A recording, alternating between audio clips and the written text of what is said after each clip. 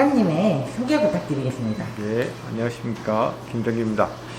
만화로 시작했어요. 지금은 뭐 만화뿐만 아니라 뭐 영화, 광고, 뭐 책 작업, 출판, 그다음에 뭐 드로잉 퍼포먼스까지 그렇게 활동하고 있는 김정기입니다. 처음 그림을 그리게 된 계기는 뭔가요?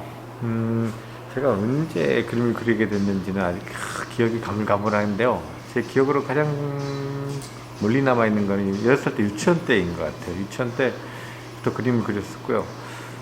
그때 선물 받은 스케치북 표지 그림 너무 마음에 들어가지고 이런 그림을 그리면은 어떤 직업을 가져야 되느냐고 선생님이 물어봤었는데, 그때 유치원 선생님께서 만화가 하면 된다고 해서 유치원 때부터 꿈이 만화가였습니다. 그럼 라이브 드로잉은 어떻게 하게 됐어요? 라이브 드로잉은 2011년 부천 국제만화전에서 이제 부스를 하나 얻게 돼서 그것을 이제 그때 이제 처음 라이브 드로잉을 하게 되었습니다. 그래서 부스 3면을 그냥 종이로 채운 뒤에 그냥 3일 동안 그림을 그렸고, 그걸 이제 유튜브로 캠코더로 촬영한 뒤에 간이 편집해서 유튜브에 올렸는데 그게 그렇게 호응이 좋은지 몰랐습니다. 그래가지고 그때부터 라이브 드로잉 퍼포먼스를 하게 되었습니다. 그럼 무엇을 그릴까를 어떻게 정하시나요?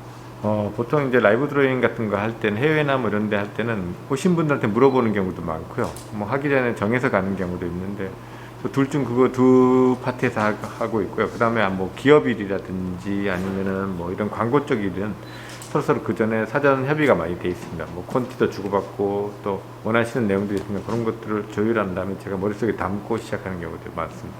발을 많이 쓰는 사람은 발에서 그게 흔적이 티가 나고 또 손을 많이 쓰는 사람은 손에서 그게 흔적이 나와요. 네. 작가님의 손목 공력이 어떠세요?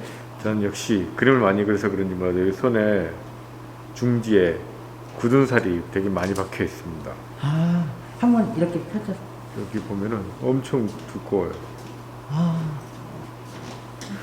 그죠? 예전에 공부 열심히 하면 생기는 것처럼 저도 그림 열심히 그래가지고 여기 중지에 굳은 살이 박혀 그러니까 있습니다. 경험들이 많으면 그릴 것도 많아지는 건지 상상과 경험의 이미지를 어떻게 조합하는지가 궁금해요.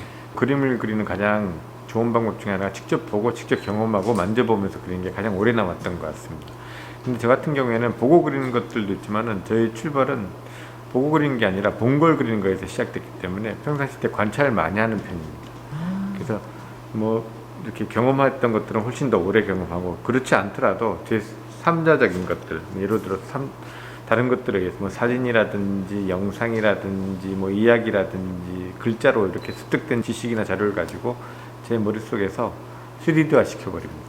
그러면 그림 그릴 때 틀리면 어떻게 하세요? 라이브 드로잉이나 그림 그릴 때 틀린 부분이 상당히 많거든요. 근데 거기에 하나하나에 다 반응하면서는 그림을 못 그려요. 세상 사는 거가 똑같은데 언제나 계획되는 대로 되지 않는 것처럼 이것도 그림도 마찬가지인 것 같습니다. 그래서 틀렸지만은 그걸 다시 또 내가 원하던 궤도로 올려놓거나 아니면은 또 다른 길이지만 하다 보면 더 재밌는 효과가 날 때도 있고, 그래서 예전보다는 그 틀리는 것에 대해서 내성도 생겼지만은 그 틀린 것들을 바꿔가는 요령들도 많이 생긴 것 같습니다. 그러면 예술의 경계를 어디까지로 보십니까? 경계가 없다고 생각하는데요. 그리고 또 소재도 다룰 수 없는 소재도 없다고 생각합니다. 그러니까 그런 것들이 정해지면서부터 더더욱 반감도 생기고 벽도 생긴 것 같아요. 그래서 그런 것들이 많이 없어지면 없어질수록 좋은 것 같습니다. 많이 그리는 것보다 더 중요한 건 뭐라고 생각하세요? 많이 이해하는 겁니다. 예, 그러니까 제가 어떤 사물을 보지 않고 그리는데 가장 중요한 요소 중에 하나가 관찰과 이해인 것 같습니다. 그래서 관찰하고 그 다음에 관심 있게 보고 그 다음에 그걸 이해하면은 그릴 수 있게 되는 것 같습니다. 그림을 그린다는 건 김정기에게 어떤 의미고 이를 통해서 가장 행복하고 기억에 남는 순간은 언제인가요? 그림 그린 건 저한테 진짜 가장 재밌는 놀이였었어요. 어릴 때부터 가장 재밌었고, 그리고 가장 잘하는 거였었고, 그래서 지금도 마찬가지입니다. 지금도 그림 그린 거는 한 40년 가까이를 그렸으니까는 거의 뭐 숨 쉬는 거랑 비슷합니다. 앉으면 그리고 뭐 누구를 기다려 약속 시간에 나가서 또 뭘 그리고, 하여튼 끄적끄적거리거나 아니면 관찰하고 있는 두 가지 중에 하나입니다. 그러니까 지금은 거의 뭐 실생화된 것 같아요. 그럼 만약에 타임머신을 타고 역대 라이브 드로잉 현장을 갈 수 있다면 언제 어느 시점으로 가고 싶으신가요?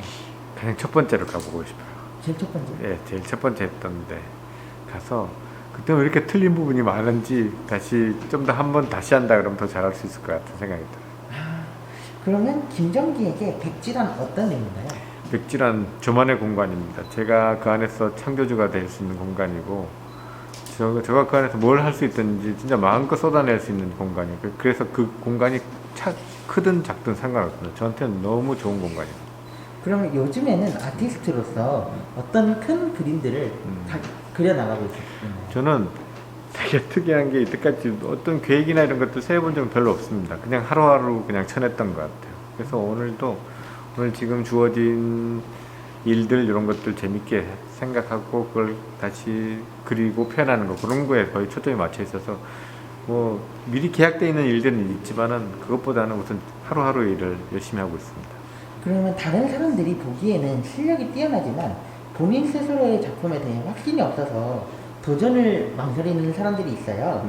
이들에게 해주고 싶은 말이 있나요? 우선은 계산하고 재는 것보다는 그럴 시간에 한번 해보는 게 나은 것 같습니다. 그러니까 보통 젊은 작가님들이 이건 내가 될까 안 될까라는 그런 것들로 많이 자기를 평가하거나 자로 재기 시작하는데 그것보다는 해보고 지금은 내가 해보고 깨져보면은 지금은 내가 아닐 거가 근데 그 깨지는 과정에 있어서 실패하는 과정에 있어서 배우는 것들이 있기 때문에 그리고 젊으면 젊을수록 큰 프로젝트나 좀 자기 역량보다 좀 큰 일을 해보는 게 도움이 많이 된다고 생각합니다.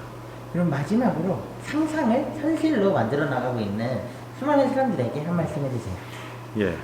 언제나 많이 보고 읽고 듣고 수집하시면은 그 상상이 좀 더 구체화되고 재밌어질 것 같습니다. 그 작업을 계속 하시면 될 것 같습니다. 감사합니다. 예.